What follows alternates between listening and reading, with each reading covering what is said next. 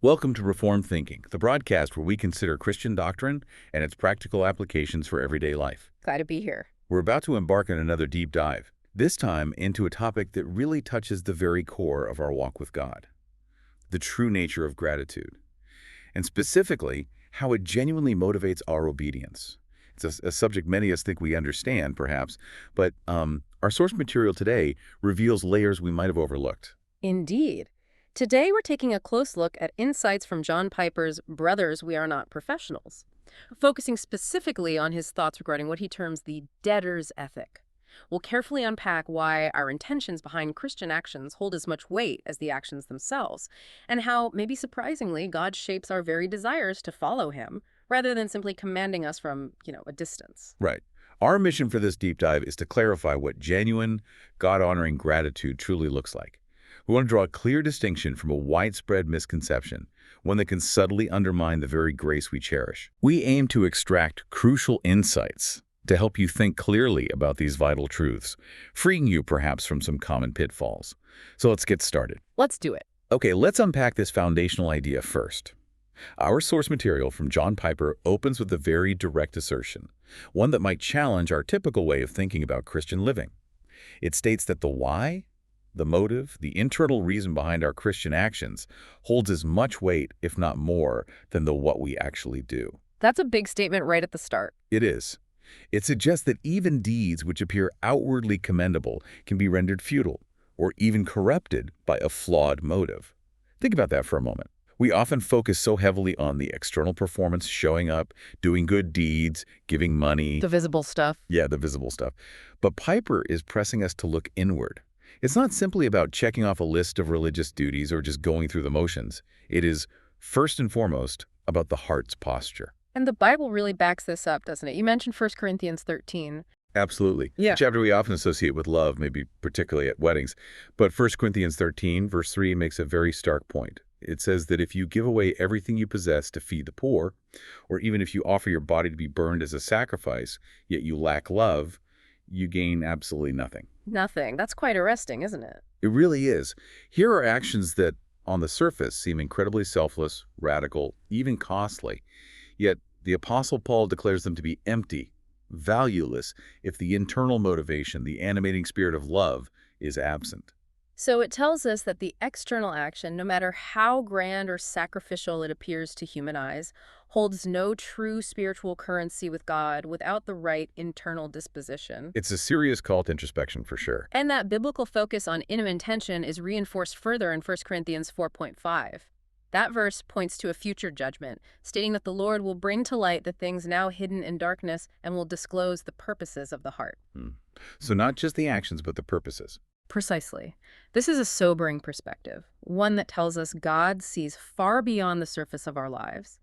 He doesn't merely evaluate our outward displays of piety, our acts of service, or our visible contributions.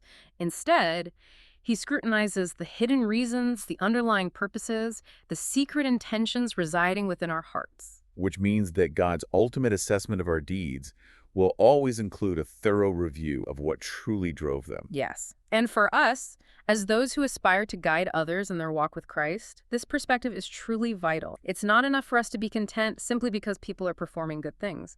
We must actively strive to ensure that those good things are done from motives that genuinely give glory to God. Right. Otherwise, their sacrifices, no matter how outwardly impressive or exhausting, could, in God's estimation, ultimately be in vain. Their efforts, in the final analysis, could indeed come to naught if the heart isn't aligned with God's will for their motivation. Yeah, it highlights the absolute centrality of the heart in our Christian living. It really does. So this isn't just some abstract theological point. It's a deeply practical and searching truth for anyone seeking to live a life that genuinely pleases God.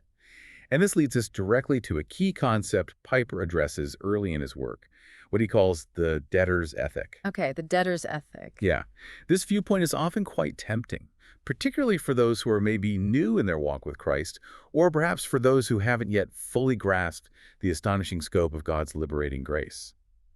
On the surface, it can sound quite appealing, even pious, can't it? It can. It often comes packaged as sort of a gratitude-based perspective.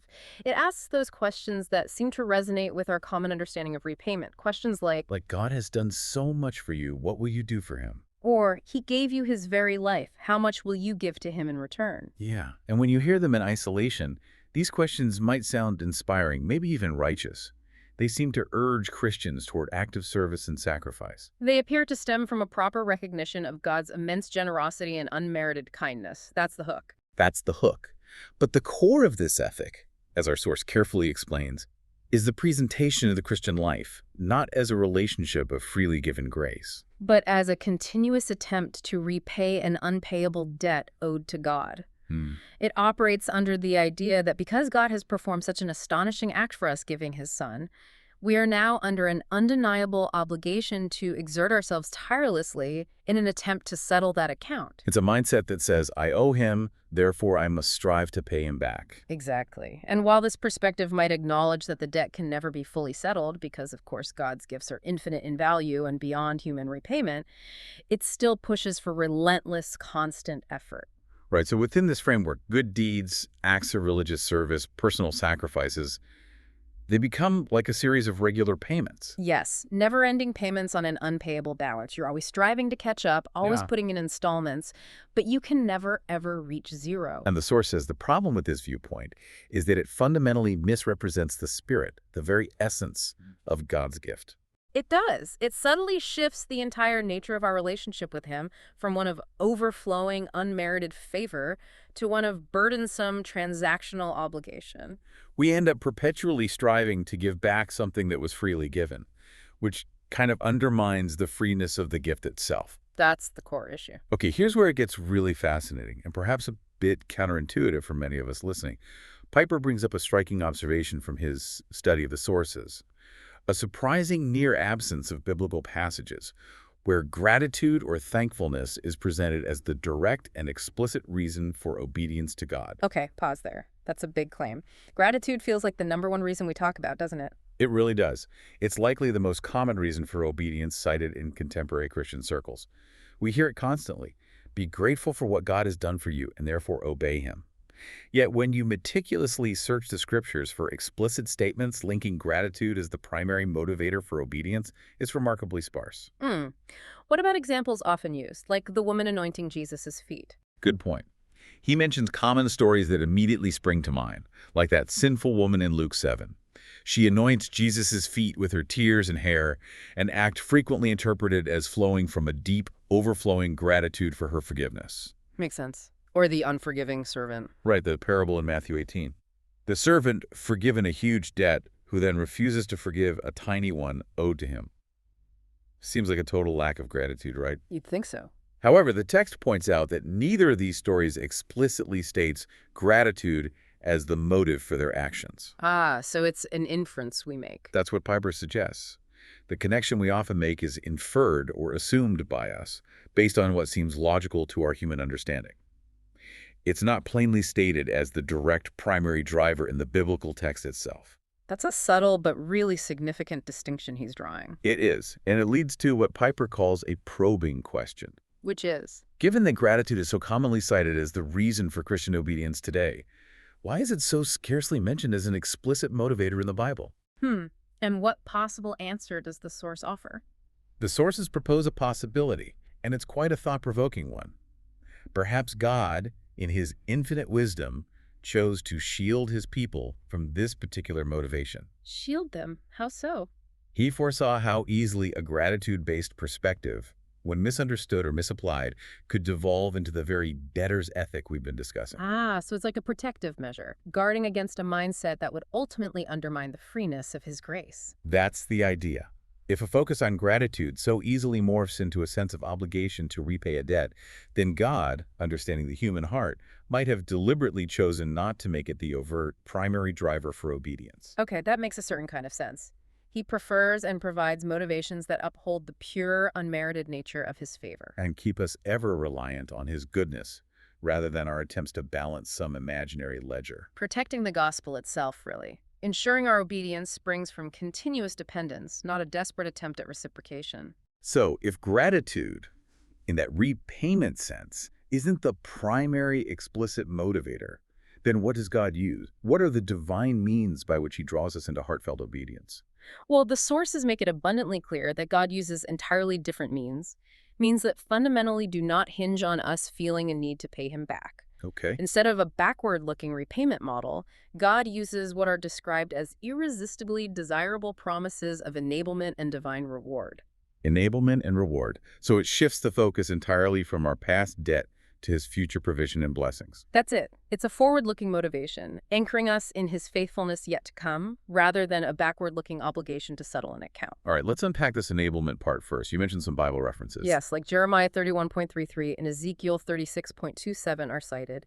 In Jeremiah, God promises, I will put my law within them and I will write it on their hearts. Okay, not just an external command, but an internal work. Right. It's not just a moral directive for us to obey. It's a promise of an internal divine work that empowers obedience by reshaping our inner being. A divine rewiring, you could say. And Ezekiel. Similarly, Ezekiel 36.27 echoes this promise, stating, I will put my spirit within you and cause you to walk in my statutes. Notice the active verb, cause you. He causes us to walk. That radically shifts the locus of agency, doesn't it? From Yeah. our strained efforts to his indwelling grace. It does. It moves it from self-generated attempts to repay to his grace that supernaturally empowers and inclines us toward obedience. It's proactive, liberating enablement. And Philippians 2.13 fits here too. Perfectly. It states that it is God who works in you, both to will and to work for his good pleasure. So even the desire to obey and the ability to carry it out originate from him. Correct. It's not something we generate independently and then offer back. It's his work within us. Hebrews 13.21 says something similar. Yes, speaking of God equipping us with everything good for doing his will and then working in us what is pleasing to him through Jesus Christ. These verses consistently highlight God working within believers to make obedience possible. Making us not merely struggling debtors, but rather responsive agents of his gracious will. Okay, so that's enablement. What about the divine reward aspect? Right. This forward-looking motivation extends powerfully to divine reward, too. The sources cite passages like Luke 12.33, Where Jesus tells people to sell possessions and give to the poor. promising that by doing so, you will have unfailing treasure in heaven. Now, this isn't presented as a payment we earn to get into heaven. No, it's more like a desirable future blessing that motivates joyful generosity now. That's right. And Hebrews 11.24-26 speaks of Moses choosing suffering with God's people over fleeting sinful pleasures. Because he was looking to the reward. Yes, his choice was deeply motivated by anticipating God's future blessing, a reward that made present hardships seem worthwhile. And even Jesus himself, in Hebrews 12.2, Who, for the joy set before him, endured the cross.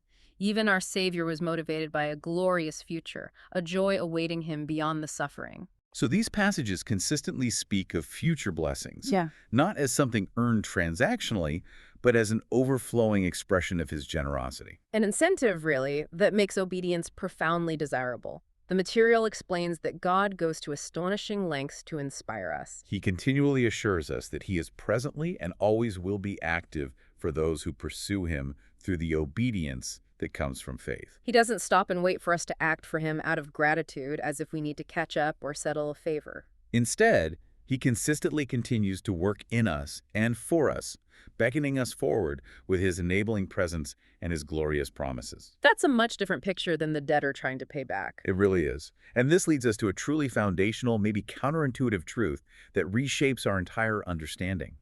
God safeguards us from falling into that debtor type of mindset by constantly reminding us that all our Christian effort for him is actually a gift from him.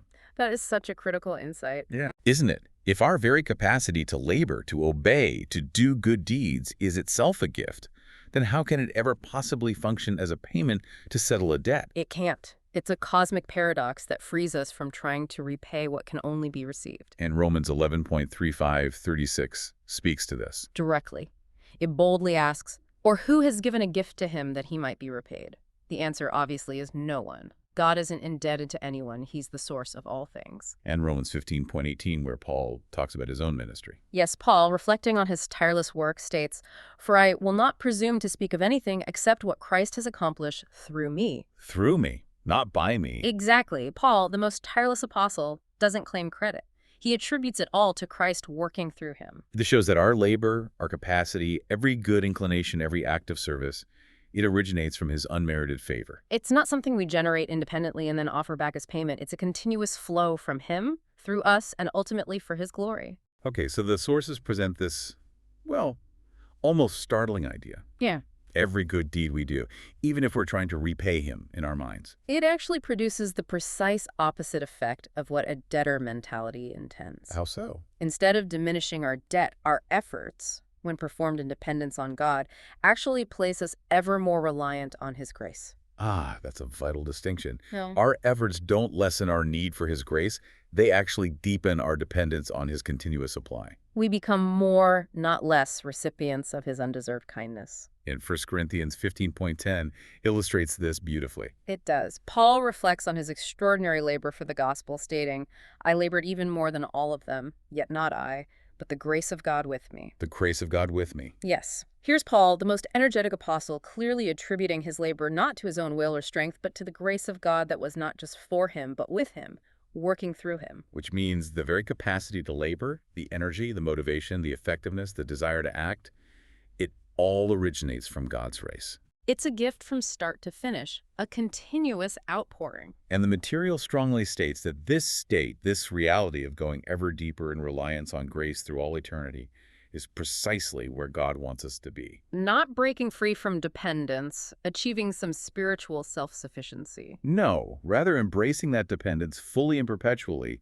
finding our joy and freedom within it. Our future, now and forever, isn't diligently paying off an unpayable debt, But joyfully and humbly receiving an endless cascade of grace, which then in turn fuels our heartfelt response to him. That really is a liberating thought, frees us from the crushing burden of trying to pay back. It does, and invites us into an ongoing joyful reception of God's limitless provision. Okay, so this understanding compels us to carefully consider how gratitude can motivate us in a sound way, a way that is distinctly different from a transactional debtor mentality. Right, because gratitude is still a biblical concept, isn't it? We're called to be thankful. Absolutely. But to understand its proper role, we first need a precise and clear definition of gratitude, one that distinguishes it from just a tit-for-tat response. And the source provides one. Yes, it defines gratitude as a species of joy which arises in your heart in response to the goodwill of someone who does or tries to do you a favor. Okay, a species of joy in response to goodwill.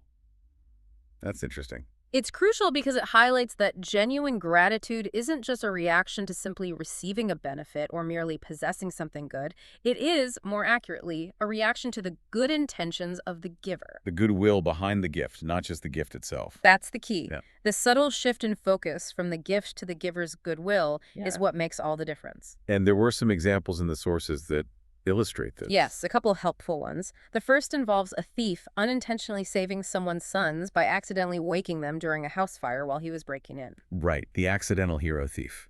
In this unusual scenario, no gratitude is felt towards the thief himself. Why? Because he had no good intentions. The benefit, the boys being saved, was entirely accidental, a byproduct of his ill intent. So gratitude would rightly be directed to God, who did have good intentions, using the situation for good. Correct.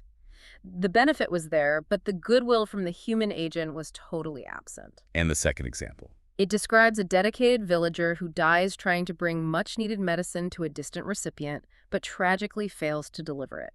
So the medicine never arrived, the benefit wasn't received. Right. But even though the benefit wasn't received, thankfulness is still profoundly present. Why? Because the villager demonstrated immense goodwill, sacrificing his life in the attempt. The purity of the intention evokes gratitude, even without the tangible outcome. Exactly. These examples really challenge our common assumption that gratitude is solely a reaction to receiving something. They direct our gaze squarely onto the heart of the giver. And this is further confirmed by the common understanding of an ingrate. Ah, the person at the party obsessed with the gift, but ignoring the giver. Yes. Someone completely captivated by a gift, admiring it, showing it off, but never acknowledges or even looks at the giver. They're labeled an ingrate. Why? Because their delight is purely in the object itself, completely detached from the benevolence that brought it to them. So true gratitude requires an acknowledgement of the giver's heart, not just the gift. Okay, so at its core, gratitude is a particular kind of joy. A joy arising from perceiving something, or someone's intention, as valuable. And the more value we see in the gift, or more accurately, in the giver's goodwill, the greater our joy. It's an internal state that deeply values the object of its focus. But there's a critical characteristic about this joy mentioned. It's described as gregarious. Yes, gregarious, meaning it naturally seeks to gather others and share in the perceived value. Like when you see a beautiful sunset or hear amazing music, you want someone else to experience it too. Precisely. Your natural inclination is often to share it, to point it out, to have them experience it with you. That's the gregarious, outgoing nature of joy. And it also possesses a demonstrative impulse. Right. It's suggested to be a psychological impossibility to feel intense delight in something good, and yet have no impulse whatsoever to show others the value that sparked that delight. Like discovering a brilliant author but having no one to tell, it feels incomplete. Exactly. The delight is held captive and yearns for expression. It's a natural overflow, not a duty. C.S. Lewis is quoted here, right, making this very point. Yes, he states that people spontaneously commend what they value, and they spontaneously urge others to join them in praising it. He says the delight is incomplete until it is expressed, comparing it to that frustration of finding something great with no one to share it with. Or coming upon a stunning mountain valley, only to be with people who don't care about it at all. The joy wants an outlet. It wants to demonstrate the value of its object. Okay, so the principle of how gratitude genuinely moves us to action is found in the very essence of joy itself. That's what the source reveals. All true joy holds within it an inherent impulse to exhibit the beauty and worth of its object. It naturally spills over into expression and action, not as a laborious repayment, but as an unburdened, spontaneous demonstration of the perceived worth and beauty of the one who provided the good. All right. Given, then, that joy motivates us by seeking to demonstrate its object's value, the crucial question for us becomes, how must our joy in the immense value of God's gift of Jesus Christ show itself? And the answer, as the sources clearly articulate, is that it must manifest in a way that truly honors the nature and aim of God's goodwill and, crucially, does not go against it. Like the analogy used, you wouldn't show gratitude to someone who paid for your alcohol treatment by throwing them a beer party. Right, that would fundamentally contradict the very aim of their goodwill. Our expression of gratitude to God must be entirely consistent with His purposes and the nature of His gift. And the material spells out the specifics of God's goodwill. Yes. First, its nature. God's gift of His Son was entirely without conditions. Unearned, undeserved, a pure gift of free grace, not a transaction, not a reward. Pure, unmerited favor. Second, its aim. God's purpose in giving His Son was to unleash a pardoning and renewing ability that would change people, make us new creations, transforming us into reflections of God's glory. He desires to make us like Him. Okay? Therefore, our gratitude to God for His extraordinary goodwill must show itself by saying and doing what respects its unearned, gracious nature and its ultimate goal of His glory in our lives. That's the standard. Which, this understanding immediately and unequivocally rules out the debtor's ethic, doesn't it? Completely. Any effort, any sincere human striving to express gratitude by attempting to repay God would fundamentally contradict the unearned and gracious nature of His gift. It's like trying to pay for something given freely, which nullifies the freeness itself. And it has serious implications for our standing before God. It subtly attempts to shift us from humble beneficiaries to His benefactors, as if we could give Him something He doesn't already own. Which removes the finished work of the cross, where our debt was completely settled, not by us, but by Christ. Precisely. That singular act makes us forever humble receivers, not givers. The cross shows the debt is paid, not by our efforts, but by Christ's gracious act alone. Trying to pay it back diminishes that perfect work. And 1 Peter 4.1 reinforces this. Beautifully. Whoever serves is to do so as one who is serving by the strength which God supplies. By the strength God supplies. Even our actions of obedience are enabled by Him. We aren't working from our own strength to pay Him back. We're working from His strength, which He provides freely, moment by moment. It's all from Him. So instead, the truly God-honoring way our joy reveals the value of unearned grace is how? By acknowledging without reservation that we do not deserve it. By continually placing our hope on that grace, not on our own efforts, and by acting in everything we do as someone who is continuously receiving more and more grace. Living from a position of constant, humble reception rather than strenuous repayment.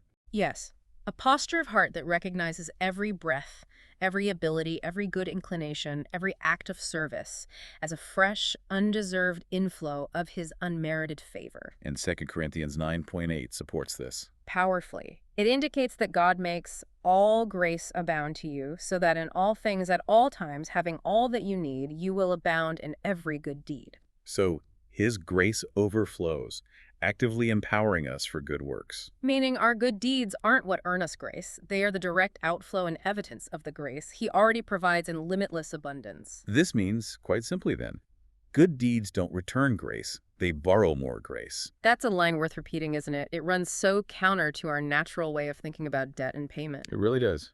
Every time we do something good, every act of obedience, when done in dependence on God, it doesn't settle an account. On the contrary, it actually plunges us deeper into his ongoing provision and makes us more, not less, reliant on him.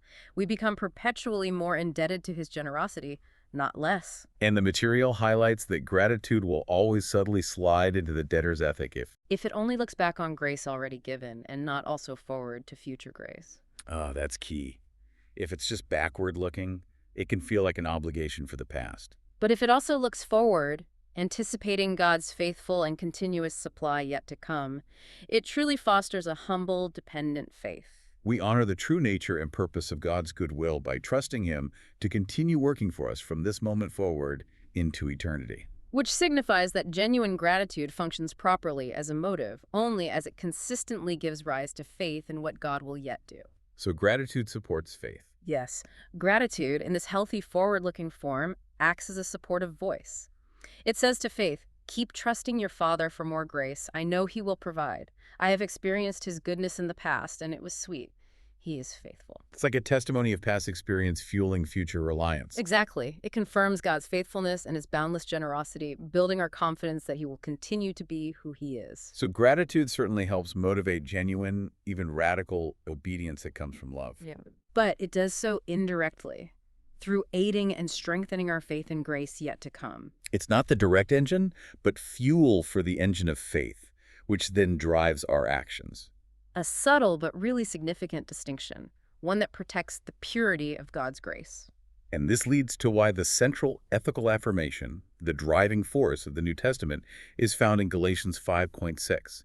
Faith works through love. Right. It does not say gratitude works through love. And the source suggests that while maybe gratitude works through love isn't entirely inaccurate in a general sense. It is in its formulation, filled with dangers that could easily lead back to thinking in terms of legal obligation or repayment. If gratitude were the direct motivator, it risks pulling us back into that debtor's ethic trap. Making our obedience feel like laborious repayment rather than a free, joyful response of love fueled by faith in God's continuous, unmerited provision. Therefore, the essential message for us is to be deeply cautious of the debtor's ethic. And instead to consistently guide people into the life-altering experience of continuous dependent joy.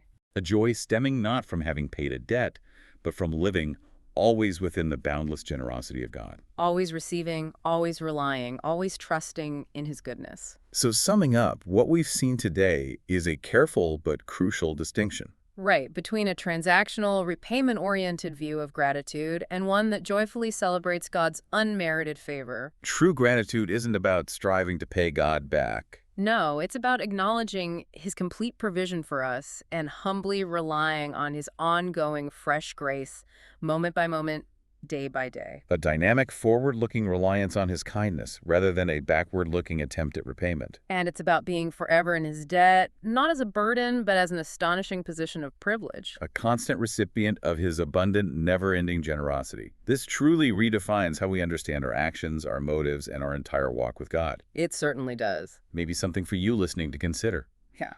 What does this idea mean for how you personally think about your own motives in following God? What stands out to you about the thought of living as a continuous recipient of His unmerited favor?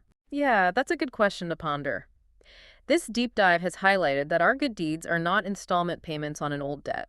They're rather further extensions of God's unearned kindness and enablement in our lives. Which means that God's ultimate desire for us is not for us to strive to repay Him, but to live in a perpetual state of humble, ever-increasing reliance on His glorious and limitless generosity. Join us next time on Reformed Thinking for another deep dive into subjects that shape our understanding of the faith and our place within it.